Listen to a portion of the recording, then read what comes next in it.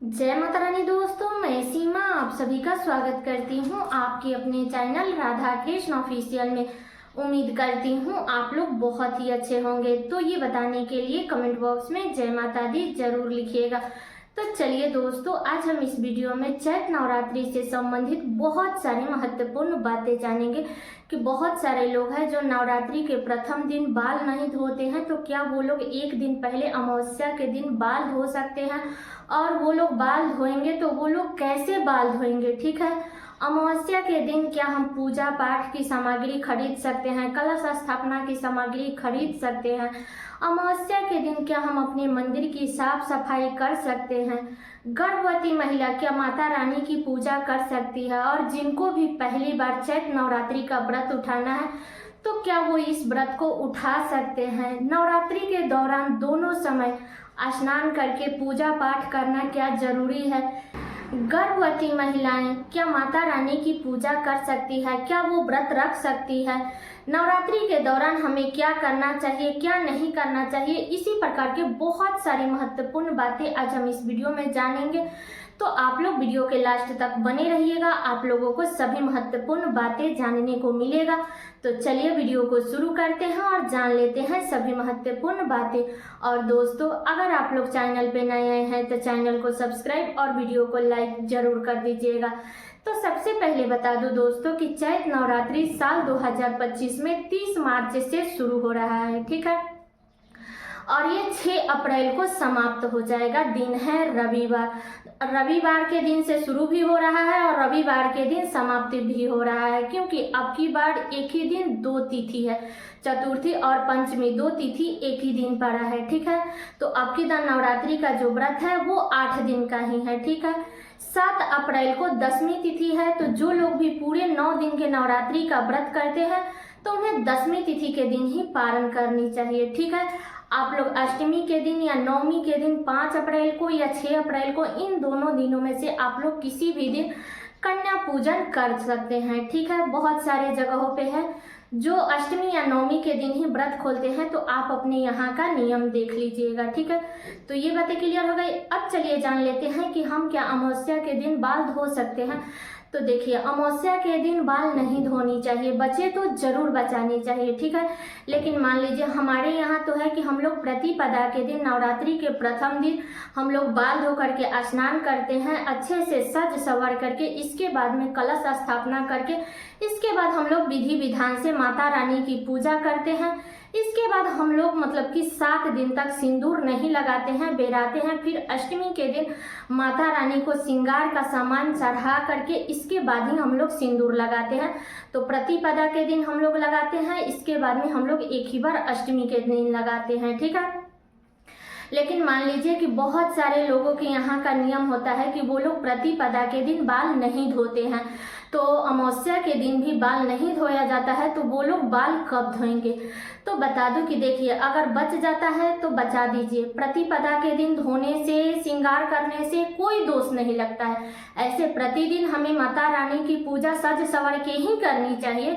अगर आपके यहाँ प्रतिदिन सिंदूर लगाया जाता है नवरात्रि के दौरान तो आप लोग लगाइएगा, अगर नहीं लगाया जाता है तो आप लोग बढ़ा दीजिएगा। ठीक है, तो अगर आप लोगों के यहाँ प्रतिपदा के दिन नहीं धोया जाता है तो आप लोग अमावस्या के दिन सूर्योदय होने से पहले आप लोग बाल धो लीजिएगा। ठीक है, सूर्योदय होने के बाद आप लोग बाल मत धोइएगा, क्योंकि अमावस्या और पूर्णिमा के दिन जितना हो सके, जितना बच सके उतना हमें बाल धोने से बचना चाहिए। ठीक है, तो ये बातें क्लियर हो गई। अगली बातें जान लेते हैं कि क्या हम अमावस्या के दिन पूजा पाठ की सामग्री खरीद सकते हैं।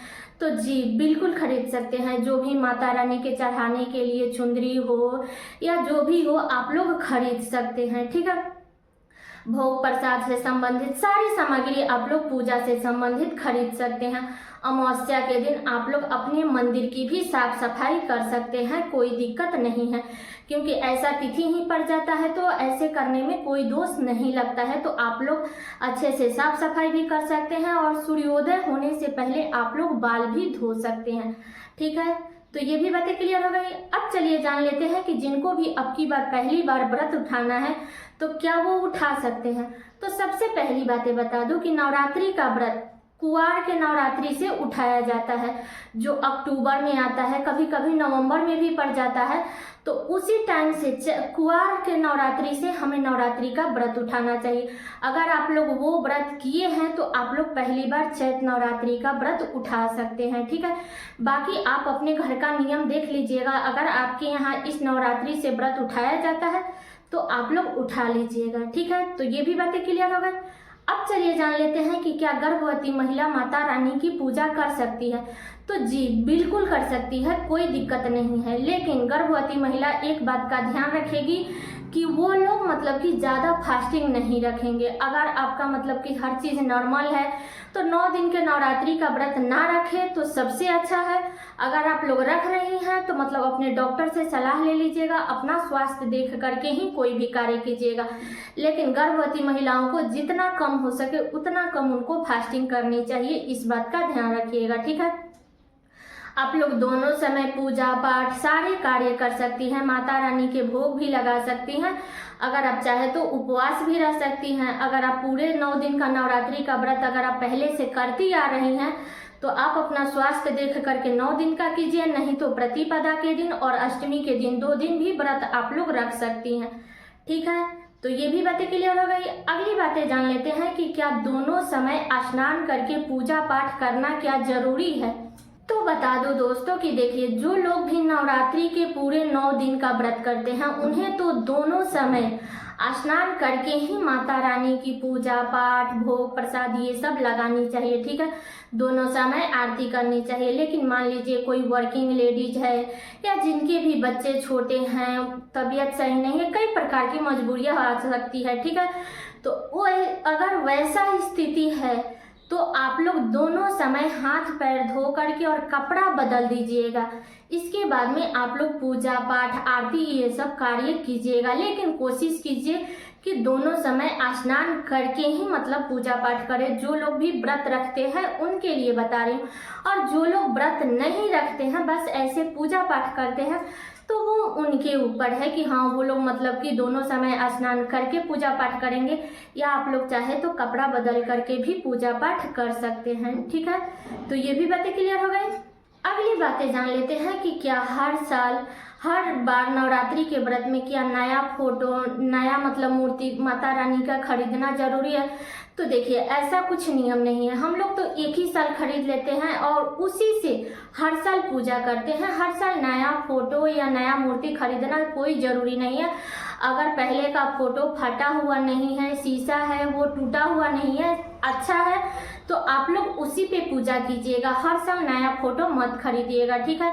अगर आपका फोटो मान लीजिए कि खराब हो गया है, टूट गया है, तो टूटे हुए फटे हुए फोटो पर या मतलब मूर्ति है तो उस पर भी हमें पूजा नहीं करनी चाहिए, टूटी हुई मूर्ति पर। इस बात का ध्यान रखिएगा। तो आप लोग नया मूर्ति नया फोटो खरीद सकते हैं। अगर पहले वाला खंडित नहीं है तो पहले वाला सही है तो उसी पे पूजा कीजिएगा। लेकिन एक बात का ध्यान रखिएगा कि जब भी आप लोग पूजा पाठ के लिए जब आप लोग मूर्ति या मतलब फोटो खरीदने जाइएगा तो आपको फोटो खरीदते समय इस बात का ध्यान रखनी चाहिए कि जो बाघ का मुंह होता है ना वो बंद होना चाहिए, खुला हुआ बाघ का मुंह नहीं लेनी चाहिए। अगर मान लीजिए किसी को जानकारी नहीं है और वो पहले से खरीद लिए हैं तो एक काम कीजिएगा कि उसको कपड़ा से या टेप से मतलब कि उस पर चिपका दीजिएगा, क्योंकि खुले हुए मुंह वाले बाघ का पूजा नहीं किया जाता है। इस बात का ध्यान रखिएगा, ठीक है। तो ये भी बातें क्लियर हो गई। अब चलिए जान लेते हैं कि हमें नवरात्रि के दौरान क्या करना चाहिए और क्या नहीं करनी चाहिए। तो सबसे पहली बातें बता दूं कि नवरात्रि के दौरान हमें नाखून नहीं काटनी चाहिए, बाल नहीं काटनी चाहिए, और जेंट्स लोगों को पुरुष लोगों को बोल दीजिएगा कि शेविंग वगैरह नहीं करवाएंगे नवरात्रि के दौरान, ठीक है। पूरे 9 दिनों में तो आपको ये सब कार्य नहीं करनी है। नवरात्रि के दौरान मांस मदिरा का सेवन नहीं करनी है।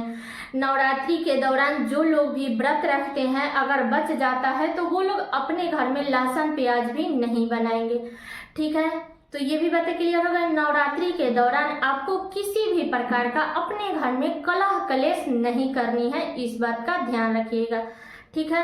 और बता दूं कि बहुत सारे जगहों पे नवरात्रि के दौरान सिंदूर लगाया जाता है और बहुत सारे जगहों पे नहीं लगाया जाता है। जैसे कि हम लोग नहीं लगाते हैं नवरात्रि के दौरान सिंदूर। अगर आपके यहाँ लगाया जाता है तो आप लोग लगाइएगा, नहीं लगाया जाता है तो आप लोग बचा दीजिएगा, ठीक है। बहुत सारे लोग हैं जो नवरात्रि के दौरान बाल भी नहीं धोते हैं, तो हम लोग भी नहीं धोते हैं। हम कुंवार के नवरात्रि का व्रत करते हैं तो उस 9 दिनों में हम साबुन, शैम्पू ये सब यूज नहीं करते हैं, हम बेसन से स्नान करते हैं, ठीक है।